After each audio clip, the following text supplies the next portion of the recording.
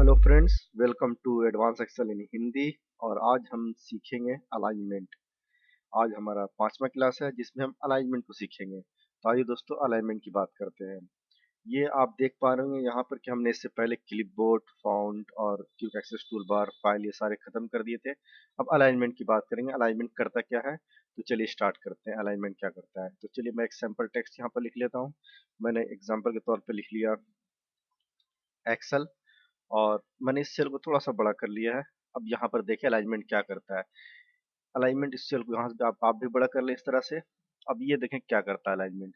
यहाँ पर ये अलाइनमेंट को क्या करता है, अलाइन टू टेक्स्ट लेफ्ट। ये लेफ्ट में टेक्स्ट को रखता है। अगर टेक्स्ट को आपको इस सेल के बीच में रखना है, ये सेल के बीच में अलाइनमेंट करता है, ये जरूर याद रखें। इस सेलों के बीच में अलाइनमेंट करता है। तो ये बीच में या लेफ्ट या राइट करता है। तो चलिए हम यहाँ से इसको लेफ्ट कर लेते हैं, जो कि ऑलरेडी लेफ्ट से होता है। यहाँ पर हम सेंटर कर सकते हैं, तो इस सेल के सेंटर में ले लिया इसने। फिर यहाँ से मैंने राइट किया तो इस सेल के राइट में ले लिया इसने।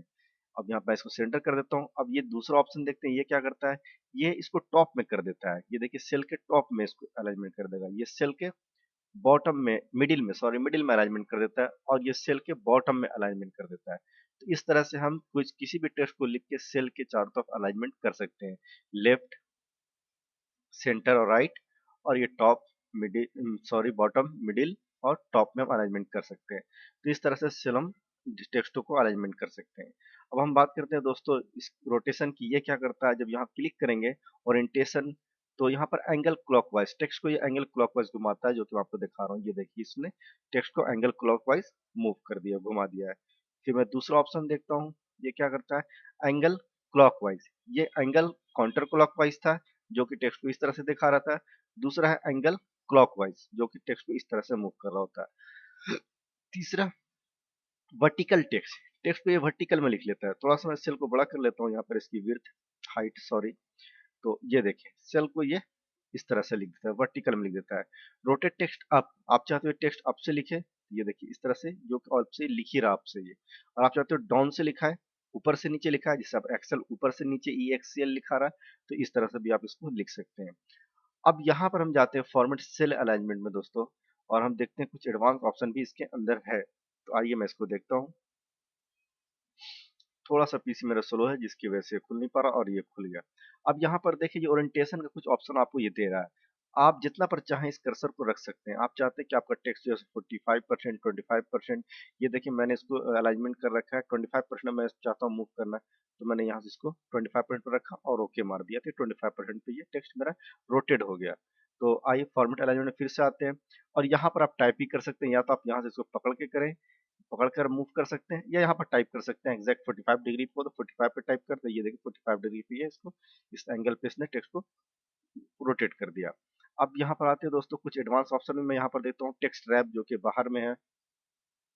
मैं इसकी बात करूँ अगर टेक्स्ट रैप की, तो चलिए इससे पहले टेक्स्ट रैप से पहले मैं बात करता हूँ टैब की, उसके बाद हम टेक्स्ट रैप की बात करेंगे।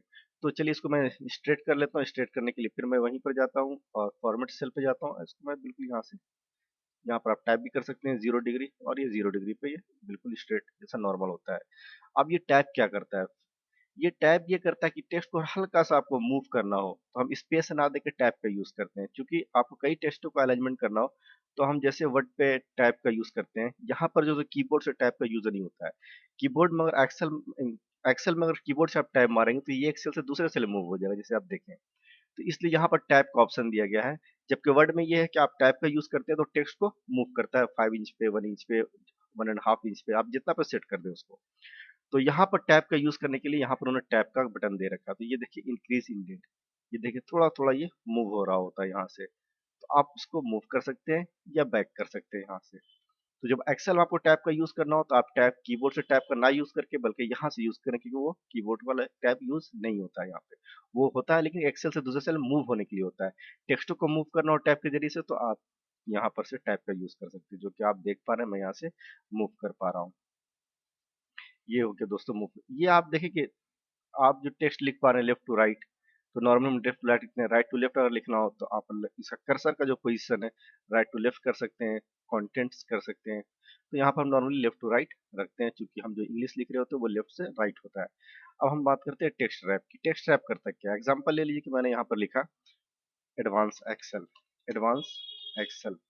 अब ये देखें कि अगर आपने एडवांस एक्सेल किसी सेल में लिखा है, तो अगर आपके इस सेल पे कोई स्पेस नहीं है, यहाँ पर कोई स्पेस नहीं है, आप चाहते हो कि ये नीचे आ जाए, तो स्पेस के बाद जो टेक्स्ट होता है उसको अगर नीचे लाना चाहते हो आप, तो यहाँ पे क्लिक करो और टेक्स्ट रैप पे क्लिक करो। सिंपली वो स्पेस के बाद जो भी वर्ड होगा उसको नीचे सेट कर लेगा। तो ये देखो उसने एक्सेल को नीचे सेट कर लिया। तो टेक्स्ट रैप यही काम करता है, अगर आपके साइड में जगह नहीं है तो वो नीचे उसको सेट कर लेता है। चलिए कुछ और मैं लिखता हूँ, एडवांस एक्सेल इन हिंदी।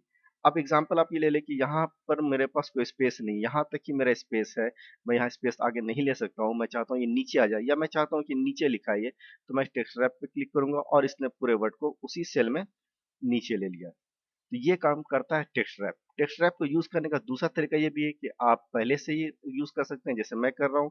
आप यहाँ पर लिखें ADV एडवांस, और नीचे आपको अभी ही लिखना हो तो आप ऑल्ट टैब का यूज करें, ऑल्ट इंटर मारें, सॉरी ऑल्ट इंटर एक्सेल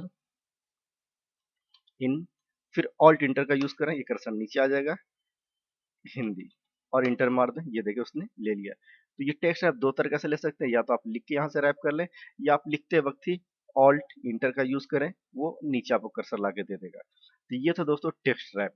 अब मैं बात करूंगा मर्ज एंड सेंटर की। मर्ज एंड सेंटर बहुत ही इंपॉर्टेंट कमांड है, तो चलिए मैं देखता हूँ कि मर्ज एंड सेंटर पे हम काम करते हैं। यहाँ से थोड़ा सा मैं पेज लेआउट सेट कर लेता हूँ। अब मैं यहाँ पर अपनी कंपनी का हेडिंग लिखता हूँ, example advance Excel in Hindi, advance Excel in Hindi. अब मैं ये चाहता हूँ फ्रेंड्स के ये जो एडवांस एक्सेल इन हिंदी है, ये पेज के बीचों बीच में है, अभी तो ये लेफ्ट साइड में है। तो मैं इन सारों सेलों को सेलेक्ट कर लेता हूँ और सिंपल मर्ज एंड सेंटर पे क्लिक करता हूँ। ये देखिए उसने सेल को, सारे सेल को मिला के एक सेल बना दिया और सेंटर पे कर दिया, इसने दोनों काम कर दिया। तो इस तरह से आप मर्ज एंड सेंटर कर सकते हो। दूसरा ऑप्शन हम इसमें देखते हैं क्या है, और अनमर्ज करना हो तो यहाँ पर आप अनमर्ज पे क्लिक कर दो, इसको अनमर्ज कर देगा। दूसरा ऑप्शन है मर्ज सेल। मर्ज सेल में क्या होगा, ये भी वही सेम काम करता है कि सेलों को मर्ज कर देता है, जो कि मर्ज सेंटर कर रहा होता है। एक ऑप्शन इसमें और जानेंगे, मर्ज अक्रॉस।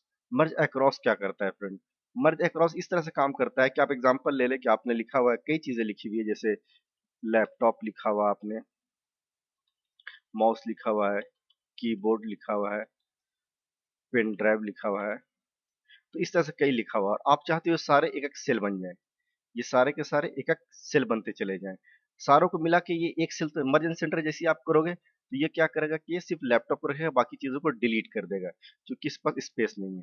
तो इसके लिए हम यूज करते हैं मर्ज अक्रॉस। मर्ज अक्रॉस क्या करेगा कि इन इसको एक सेल बना देगा, माउस को एक सेल बना देगा और कीबोर्ड को एक सेल बना देगा। तो चलिए मैं यहाँ पे क्लिक करता हूँ और मर्ज अक्रॉस करता हूँ। ये देखें तो इसने क्या किया, एक सेल लैपटॉप को बना दिया, माउस को बना दिया, कीबोर्ड का, पेन ड्राइव का। अब इन सारों को सेलेक्ट करके आप चाहो तो यहाँ से सेंटर भी कर सकते हो, आपकी मर्जी है। तो इनका जो भी सेल रहा होता है, जितना आपने सेल को सेलेक्ट किया, उन सारों को एक कॉल, एक रो बना देता है, आप देख पा रहे हैं। अनमर्ज करना हो तो आप इसको अनमर्ज कर सकते हैं, यहाँ पर से अनमर्ज कर सकते हैं। तो फ्रेंड ये था आपका अलाइनमेंट का। अलाइनमेंट में कुछ और एडवांस ऑप्शन ही बताऊंगा। एग्जाम्पल आप ये ले लें कि आपने लिखा है कंप्यूटर, कंप्यूटर्स, आपने ये लिखा है, एग्जाम्पल में ले लेता हूँ। अब ये देखिए ये सेल से बाहर जा रहा है, आप चाहते हो इस सेल में ही सेट हो जाए। तो इसके लिए हम लोग क्या करते हैं, यहाँ पर मोर ऑप्शन, जिसको मैं पहले क्लास में बता चुका हूँ कि इस पर हम क्लिक करते हैं और ये फॉर्मेट सेल में ऑप्शन आ गया है। फॉर्मेट सेल का अलाइनमेंट इसने खोल दिया। अब यहाँ पर देखिए टेक्स्ट रैप मैं आपको बता चुका हूँ, श्रिंक टू फिट क्या करता है मैं ये बताऊंगा। श्रिंक टू फिट क्या करता है, टेक्स्ट को उस सेल के अनुसार वो फिट कर देता है। मैंने क्लिक किया, इसमें मैंने ओके मारा, तो देखिए उसने थोड़ा सा साइज को श्रिंक करके इस सेलों में सेट कर दिया। तो ये काम करता है आपका श्रिंक टू फिट। कुछ और भी मैं लिख लेता हूँ, जैसे कंप्यूटर, सॉरी मैं लिखता हूँ एडवांस एक्सेल, और इसको मैं श्रिंक करके देखता हूँ। तो मैं जाता हूँ यहाँ पे और मैं यहाँ पे श्रिंक टू फिट पे जाता हूँ और मैं क्लिक कर देता हूँ। तो अपने जरूरत के हिसाब से वो श्रिंक करके जितना साइज छोटा करना होता है करे, श्रिंक करता है, उस सेल के हिसाब से टेक्स्ट को एडजस्ट कर लेता है। ये काम करता है श्रिंक। एक और ऑप्शन देखते हैं, वो ये है कि आपको लिखना है 25 सेंटीग्रेड। अब ये जो सेंटीग्रेड है, ये जीरो तो ऊपर जा नहीं रहा, जबकि साइन ऊपर होना चाहिए। तब इसके लिए हम लोग क्या करते हैं कि हम पहले तो इस सेल का जो फॉर्मेटिंग है वो उसमें जाके हम टेक्स्ट कर देते हैं इसको। अब यहाँ पर आके इसको हम सेलेक्ट करते हैं। सेलेक्ट करने के बाद आप कहीं से भी खोल सकते हैं इसको, और इसको आप यहाँ से जाके खोल सकते हो, सुपर स्क्रिप्ट सब स्क्रिप्ट, हाँ। अब ये फॉर्मेट सेल में आ जाइए। अब यहाँ पर ये है सुपर स्क्रिप्ट और सब स्क्रिप्ट आ रहा है। सुपर स्क्रिप्ट आप करोगे तो ये टेक्स्ट को ऊपर ले जाएगा। ये देखें, मैंने जीरो को सिलेक्ट किया था और इसने जीरो को ये ऊपर लेता गया। तो इस तरह से आप सेंटीग्रेड अगर लिखना चाहते हो तो आप लिख सकते हो। तो सेंटीग्रेड लिखने के लिए मैं फिर से आपको बता दूं, अगर आपको 80 डिग्री लिखना है, 18 डिग्री लिखना है, तो मैंने जीरो लिखा और डिग्री को जो है सो मैंने सेलेक्ट कर लिया और मैंने यहाँ क्लिक किया और यहाँ पर सुपर स्क्रिप्ट कर दिया। अगर आपको सब स्क्रिप्ट करेंगे तो टेक्स्ट नीचे आ जाएगा और सुपर स्क्रिप्ट करेंगे तो ये टेक्स्ट ऊपर आ जाएगा। तो ये देखें इसने, और आप ये देखें कि इससे पहले मैंने एक मिस्टेक किया है कि हमने इसको यहाँ पर टेक्स्ट फॉर्मेट नहीं किया। जब तक आप टेक्स्ट फॉर्मेट में इसको नहीं रखोगे तब तक ये एक्सेप्ट नहीं करेगा। तो इसलिए हम इसको टेक्स्ट फॉर्मेट पे चले जाते हैं और टेक्स्ट फॉर्मेट में डाल दिया। अब इसको मैं सिलेक्ट करता हूँ और सिलेक्ट करने के बाद मैं यहाँ पर मेनू पे क्लिक करता हूँ और इसको सुपर स्क्रिप्ट कर लेता हूँ। अब ये इंटरप्ट जब मारेंगे तो 180 डिग्री इसको आपको 18 डिग्री सॉरी ये ले लेता है। तो ये था दोस्तों अलाइनमेंट। थैंक यू दोस्तों। आपको अगर मेरा वीडियो पसंद आया है तो लाइक और सब्सक्राइब करना ना भूलें, और आपको कोई क्वेश्चन है तो आप मेरे ईमेल आईडी, ये देखें email ID Excel in Hindi @gmail पे कर सकते हैं। मेरा फेसबुक का एड्रेस है एक्सेल हिंदी। फिर मिलते हैं अगले क्लास में।